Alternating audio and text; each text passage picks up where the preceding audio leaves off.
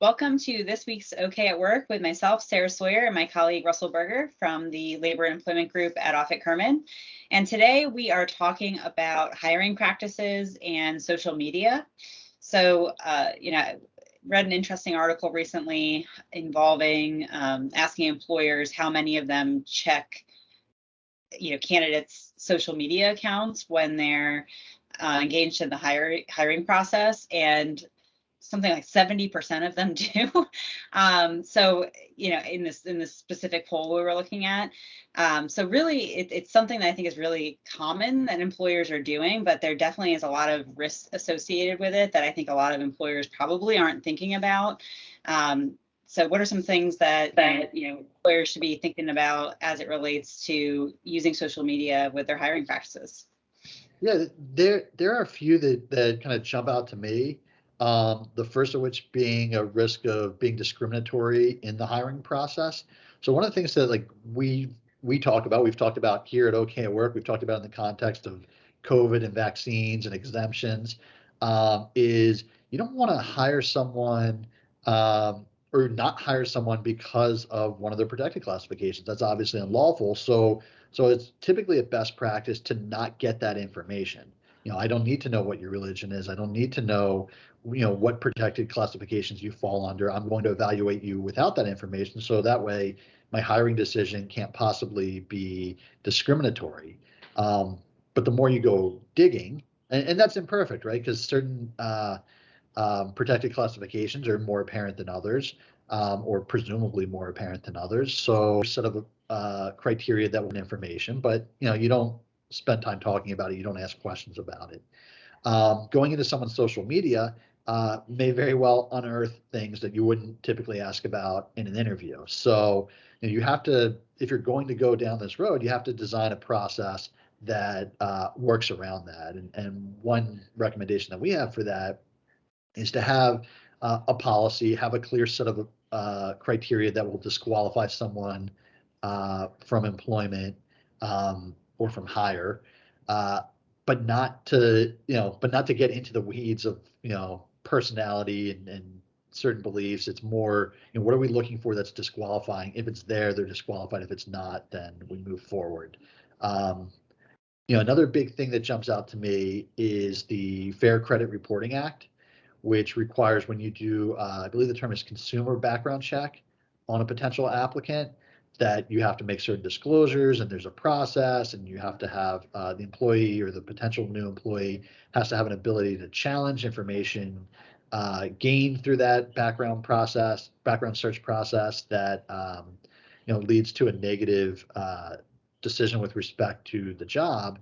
And if you do your own social media snooping around, that probably doesn't qualify for protection under the Fair Credit Reporting Act. But if you hire a company to do it, which is probably a safer thing to do from the discrimination standpoint, it does trigger Fair Credit Reporting Act obligations. So you have to follow that if you go through, with using a third party to do your social media background checking.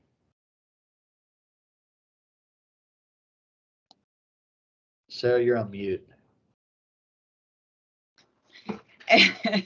As far as as far as using someone to to check people's social media or who should be responsible for that, that's also another good thing to bring up even in-house, is that if your company's large enough, and let's say you have an HR department and then you have someone separate who's doing the hiring, if you have the HR component of the business do the search, have a set of criteria of what they're looking for, what would be disqualifying, and really keep a rigid, not just going on an expedition where you're just scrolling and scrolling someone's social media for hours, right?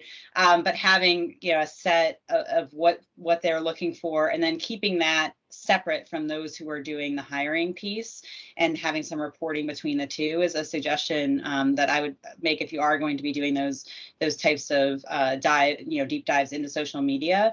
And then also, just if you do find something that does check that box of being disqualifying, saving a copy of it for the file. So if there ever was any claims around discrimination or, any of these types of practices, that you could point to something specific and say, no, well, actually, this is what we found, and this is what we used, and this is why it's disqualifying for this position or for our company.